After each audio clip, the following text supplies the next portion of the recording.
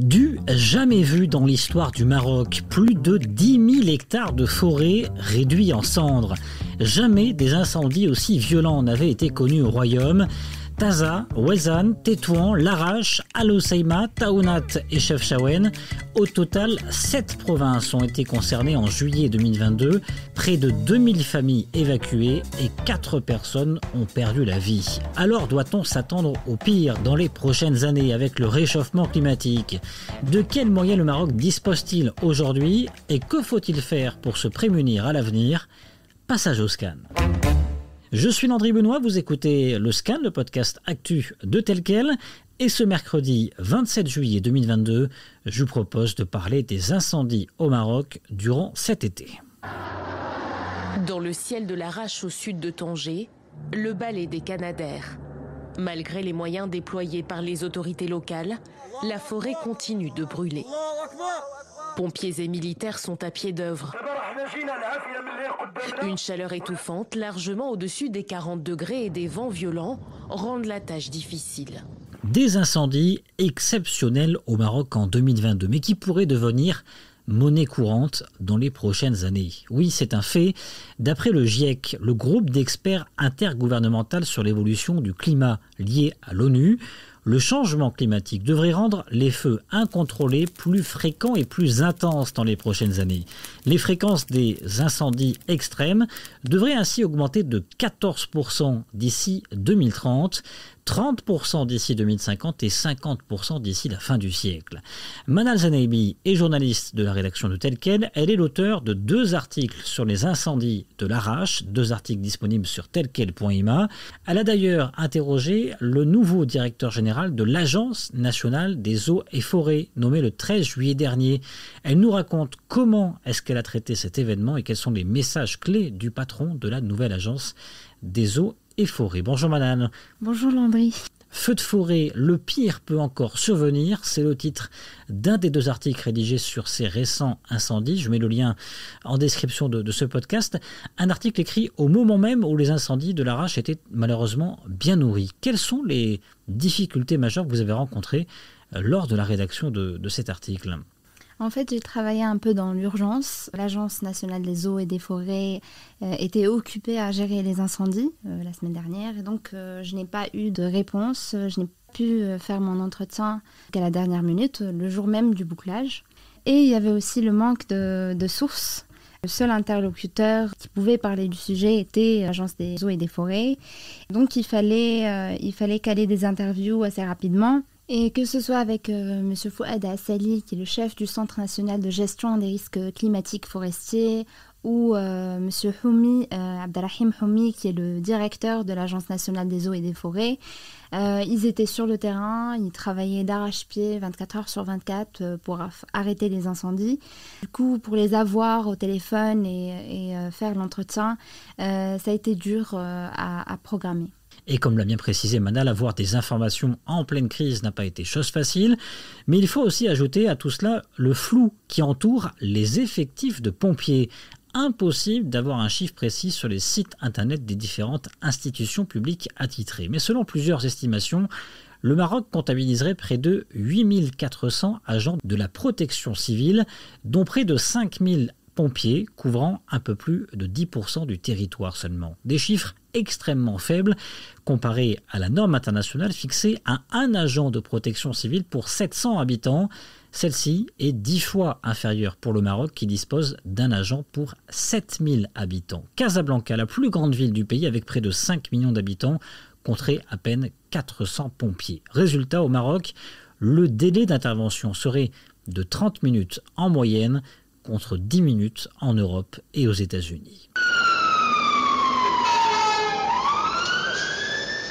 Face à ces chiffres, le Maroc dispose tout de même de moyens matériels jalousés en Afrique. Mais cela, pour autant, suffit-il? Nous allons en parler dans un instant, mais d'abord parlons d'un homme, d'un profil, celui du nouveau directeur de l'Agence nationale des eaux et forêts. Son nom, Abderrahim Houmi, nommé le 13 juillet dernier par le roi Mohamed VI. Manal, vous l'avez interrogé seulement quelques jours après sa nomination, avec cette crise donc des incendies à Larache. C'est l'homme de la situation? Monsieur Houmi Il était directeur de la planification du système d'information de la coopération au Haut Commissariat aux eaux et forêts. Et donc, il a aussi été secrétaire général du département des eaux et forêts au ministère de l'Agriculture.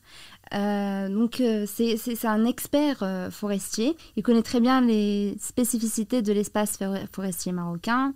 Oui, on peut dire que c'est l'homme de la situation. Et on rappelle également qu'Abderrahim Oumi est ingénieur agronome en formation. Manal, en quoi les incendies de l'Arrache ont été exceptionnels ? Les incendies de l'Alaiche sont exceptionnels par leur ampleur et leur simultanéité.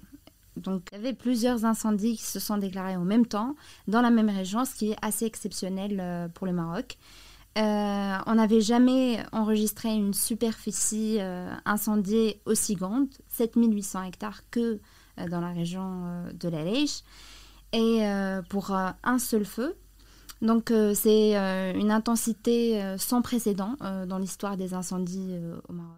On le disait tout à l'heure, selon le GIEC, la fréquence des incendies va augmenter de près de 15% d'ici 2030 et 30% d'ici 2050. Le Maroc est-il assez armé selon vous, Manal ? J'ai posé la même question à M. Homi et sa réponse était affirmative. Le Maroc est l'un des pays méditerranéens pionniers en matière de gestion des feux de forêt. Selon M. Homi, on est suffisamment outillé pour faire face aux risques d'incendie. Selon cet expert, le Maroc dispose d'une flotte assez importante de 5 avions Canadair, en plus des turbotrash. Et cette flotte-là va être renforcée dans les années à venir. Le Maroc va recevoir 3 autres Canadair dans les années qui viennent. Effectivement, le Maroc est assez bien armé pour lutter contre les incendies du point de vue matériel. Le Royaume dispose d'ailleurs de Canadair depuis 2011. Aujourd'hui, le pays en possède 5 opérationnels. C'est le seul pays arabe et africain à posséder ces appareils. Seulement quelques pays disposent de ce type d'avion, d'ailleurs dans le monde. Le Canada, les États-Unis, la France, l'Espagne, l'Italie, la Grèce, la Turquie, la Thaïlande, la Corée du Sud et la Croatie. C'est tout. Et au vu de l'évolution et de la recrudescence des incendies, le Maroc a annoncé l'achat de 3 nouveaux CL-415 qui porteront à 8 avions la flotte marocaine de Canadair.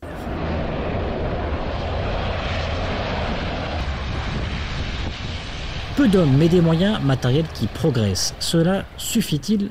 Non. Il faudra sans doute prévoir plus de postes de pompiers à l'avenir et sacraliser ce métier aujourd'hui payé aux alentours de 3500 dirhams. Mais la sensibilisation ne doit pas être oubliée. Selon Raja Chafili, directrice du centre 4C Maroc, le centre de compétences changement climatique du Maroc, tout doit d'abord passer par la sensibilisation, car si le réchauffement climatique est bel et bien une cause des incendies, la responsabilité humaine est largement en cause, notamment pour ces derniers incendies. Le Maroc a déployé depuis plusieurs années beaucoup d'efforts pour lutter contre les incendies de forêt.